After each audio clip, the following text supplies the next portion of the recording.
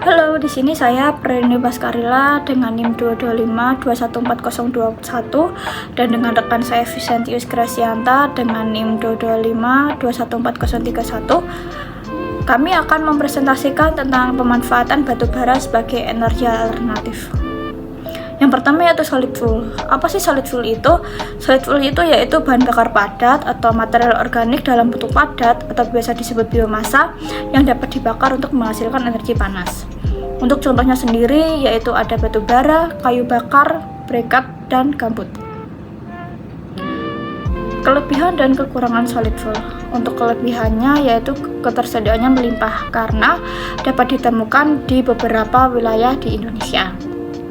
Biaya relatif rendah karena umumnya lebih murah dibandingkan bahan bakar cair ataupun gas.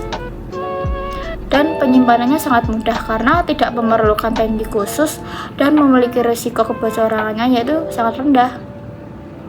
Untuk kekurangannya sendiri, pembakarannya tidak sempurna karena dapat menghasilkan polutan yang berbahaya bagi kesehatan dan lingkungan. Dan efisiensinya rendah karena nilai kalori bahan bakar padat seperti kayu lebih rendah dibandingkan bahan bakar fosil lainnya. Untuk kekurangannya selain itu yaitu penanganan limbah, karena limbah sisa pembakarannya seperti abu itu tuh memerlukan penanganan khusus. Oke, kali ini batu bara. Apa sih batu bara itu? Batu bara adalah batuan sedimen yang terbentuk dari sisa-sisa tumbuhan yang terpadatkan dan dikeraskan. Batu bara merupakan sumber daya alam yang tidak dapat diperbarui dan sebagian besar terdiri dari karbon yang mudah terbakar. Untuk cadangan batu bara di Indonesia sendiri yaitu mencapai 38,84 miliar ton dengan rata-rata produksi batu bara sebesar 600 juta ton per tahunnya. Maka umur cadangan batu bara masih 65 tahun apabila diasumsikan sendiri tidak ada temuan cadangan baru. Nah, untuk proses pengolahan batu bara sendiri yaitu terdapat dari beberapa proses.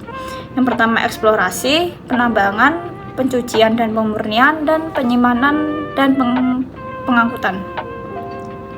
Untuk eksplorasi sendiri yaitu mengidentifikasi keterdapatan, keberadaan, ukuran, bentuk, sebaran, kuantitas, serta kualitas suatu endapan batu bara.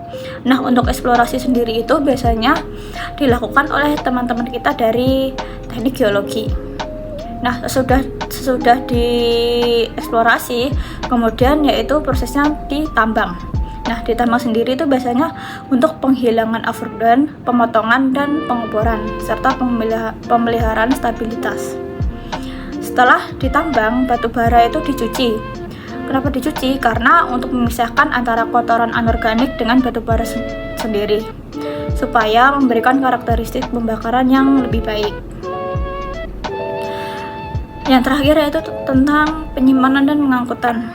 Nah, batu bara yang sudah siap akan diangkut menggunakan truk khusus, kereta api, maupun kapal tongkang. Disesuaikan dengan lokasi pengirimannya. Kandungan batu bara sendiri yaitu terdapat ada karbon, hidrogen, oksigen, nitrogen, dan sulfur. Untuk kandungan karbonnya sendiri yaitu 50-98%, kandungan hidrogennya 3-6%, kandungan oksigennya 2-30%, dan kandungan nitrogennya 0,5-2%. Untuk kandungan sulfurnya sendiri yaitu 0,5-5%. Jenis batu bara. Jadi batu bara itu digolongkan ada beberapa jenis. Yaitu yang pertama ada lignit. Lignit atau biasa disebut dengan brown coal. Lignit yaitu batu bara dengan warna coklat gelap, teksturnya lunak dan masih menunjukkan struktur kayu. Kandungan airnya lumayan tinggi, sekitar 40-75%, dan kadar karbonnya sekitar 60-70%. Untuk nilai kalorinya sendiri yaitu 2.600 hingga 4.000 kilokalori per kilogram. Untuk penggunaannya, lignit sendiri umumnya digunakan sebagai bahan bakar pembangkit listrik tenaga uap atau PLTU. Nah, yang kedua yaitu subbituminous. Subbituminous itu batu bara yang biasanya berwarna coklat kehitaman dengan teksturnya lebih padat dibandingkan lignit dan kandungan airnya lebih rendah sekitar 10-25%. Untuk kadar karbonnya sendiri 42-52%. Nilai kalori dari subbituminus sendiri yaitu sekitar 4.000 hingga 5.800 kilokalori per kilogram. Subbituminus itu hampir sama seperti lignit karena penggunaannya biasa dipakai sebagai bahan bakar PLTU dan industri lainnya karena dari kandungan sulfurnya yang rendah sehingga lebih ramah lingkungan. Yang ketiga yaitu bituminus. Nah, bituminus sendiri yaitu batu bara yang berwarna hitam mengkilap dengan tekstur keras. Kandungan airnya lumayan rendah sekitar 8-10% dan kadar karbonnya tinggi antara 60-80%. Nilai kalorinya dari bituminus sendiri yaitu sekitar 5.800 hingga 8.000 kilokalori per kilogram. Nah, bituminus sendiri itu biasanya digunakan dalam industri dan PLTU karena efisiensi energinya yang lumayan tinggi. Selain itu, bituminus juga digunakan dalam produksi kokas untuk industri baja. Yang keempat yaitu antrasit. Antrasit adalah batu bara yang kualitasnya tertinggi. Biasanya berwarna hitam pekat dan mengkilap. Teksturnya sangat keras dengan kandungan karbon lebih dari 86% dan kadar airnya sangat rendah. Nilai kalorinya dari antrasit sendiri yaitu mencapai 7.800 kilokalori per kilogram atau biasanya lebih.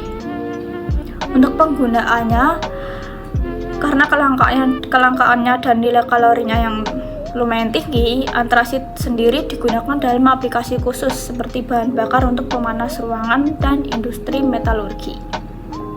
Penambangan maupun pemanfaatan batu bara terutama pada proses pembakaran dapat memberikan dampak bagi lingkungan. Yang pertama adalah polusi udara. Polusi udara ini disebabkan akibat pembakaran batu bara pada pembangkit listrik tenaga uap maupun industri lain. Polusi udara disebabkan oleh emisi dari berbagai zat berbahaya yaitu sulfur dioksida (SO2), nitrogen oksida (NOx), serta partikular dan gas rumah kaca yaitu karbon dioksida atau CO2. Kemudian proses penambangan batu bara dapat menyebabkan kerusakan ekosistem. Penambangan batu bara membutuhkan pembukaan lahan yang menyebabkan deforestasi, penghancuran habitat satwa liar, erosi tanah dan degradasi lahan. Kemudian, batu bara juga menghasilkan limbah. Limbah ini dihasilkan biasanya dari penambangan batu bara yang mengandung logam berat dan bahan kimia berbahaya yang dapat mencemari sungai, danau, dan sumber air tanah. Selain dapat dimanfaatkan dengan dibakar langsung, batu bara juga dapat dimanfaatkan dengan cara mengubah menjadi gas, yaitu dengan proses gasifikasi. Gasifikasi adalah proses konversi bahan padat seperti batu bara, biomasa atau limbah menjadi gas sintetis atau syngas. Proses ini dilakukan melalui reaksi kimia pada suhu tinggi dengan jumlah oksigen yang terbatas. Proses gasifikasi ini menghasilkan gas sintetis yang terdiri dari hidrogen, karbon monoksida, metana, dan karbon dioksida. Proses pembuatan gas sintetis menggunakan gasifikasi ini secara umum terdiri dari 4 tahapan. Yang pertama adalah pengeringan atau drying. Pada tahap ini batu bara dipanaskan pada suhu 100 hingga 200 derajat Celcius untuk menghilangkan kandungan airnya. Kemudian adalah pirolisis. Pada tahap ini batu bara dipanaskan pada suhu 200 hingga 700 derajat Celcius. Nah, bahan tersebut kemudian terurai menjadi gas volatil, tar, dan karbon padat atau char. Kemudian, gas yang dihasilkan adalah H2 atau hidrogen, karbon monoksida, karbon dioksida, metana, dan hidrokarbon lainnya. Kemudian, tahap yang ketiga adalah oksidasi atau pembakaran parsial. Pada tahap ini, suhu kerja berkisar hingga 900 hingga 1500 derajat Celcius. Pada tahap ini, oksigen dengan jumlah yang terbatas diberikan untuk membakar sebagian karbon untuk menghasilkan panas yang dapat mempertahankan proses gasifikasi. Tahap keempat adalah reduksi. Pada tahap ini, reaksi antara karbon padat atau char dengan uap air dan karbon dioksida akan menghasilkan hidrogen dan karbon monoksida sebagai komponen utama dari gas sintetis atau syngas. Berikut ini adalah diagram alur proses pembentukan gas sintetis melalui proses gasifikasi. Bahan bakar padat, batu bara maupun biomasa lainnya yang sudah siap atau sudah dikeringkan dan dibersihkan dimasukkan ke dalam gasifier atau reaktor gasifikasi.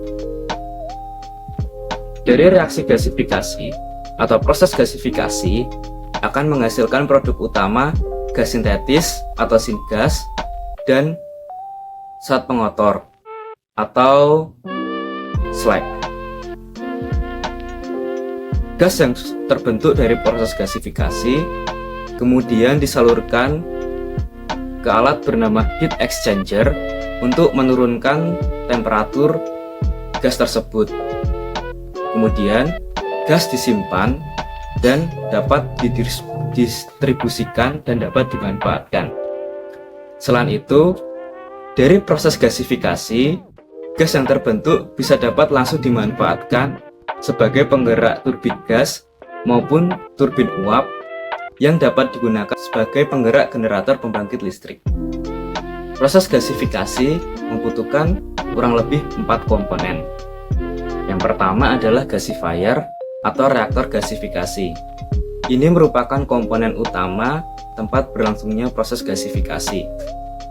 Kemudian ada burner atau injektor oksigen.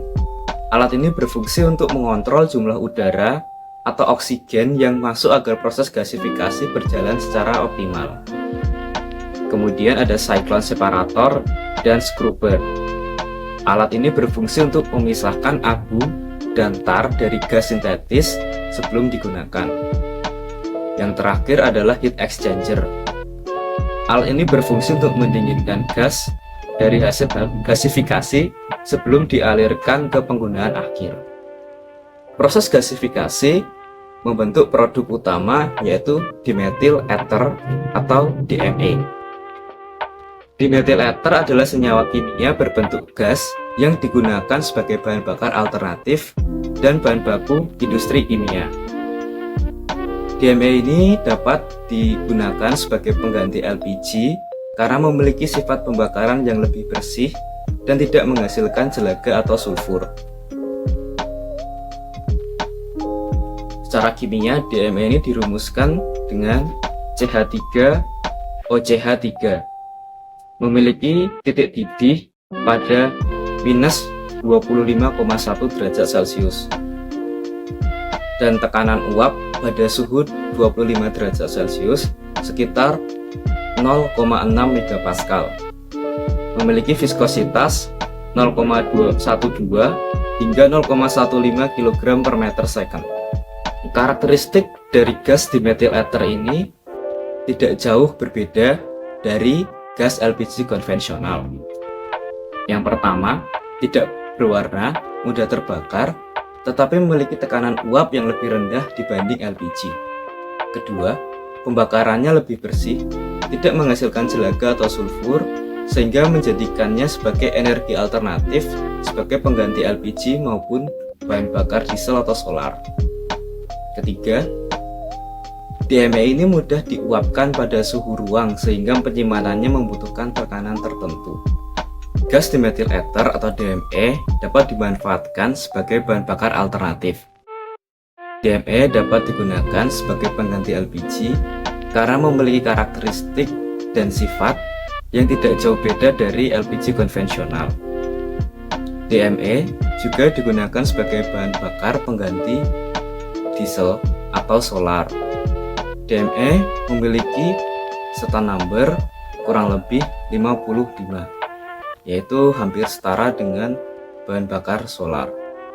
DME juga dapat digunakan sebagai campuran bahan bakar atau blending pada LPG dengan metanol. DME juga dimanfaatkan sebagai propelan aerosol, pelarut dan refrigeran, yakni refrigeran RE170. DME juga dimanfaatkan sebagai produksi bahan kimia, gas sintetis, dan bahan baku industri. Demikian presentasi kami terkait bahan bakar padat, terutama batu bara, proses gasifikasinya, serta produk dimethyl ether. Semoga dapat menambah pengetahuan dan wawasan. Terima kasih.